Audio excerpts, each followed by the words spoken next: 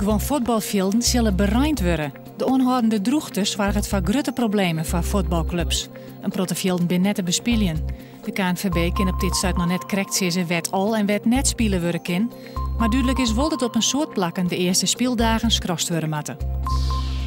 Er komt voor eerst geen nieuwe rotonde met fietstunnels op het Europaplein in Ljouwert. Pas na de gemeenteraadsverkiezings van november wordt een besluit genomen. Omwenners binnen het net eens met zo'n ongelijk vlierse rotonde. Dat zou net bij het karakter van het Europaplein passen. In Tresor zal een eeuwenoud blommenboek tentoongesteld worden. Het boek is maken door de Santje-de-Eeuwse kunstenaar Franciscus de Geest uit Ljouwert. Het wordt oerflijn uit Rome en het is voor 1 miljoen euro verzekeren.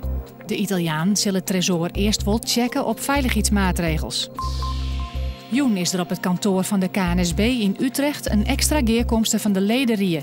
Ze zullen praten over de ontslagbrief van voorzitter Doekle Terpstra.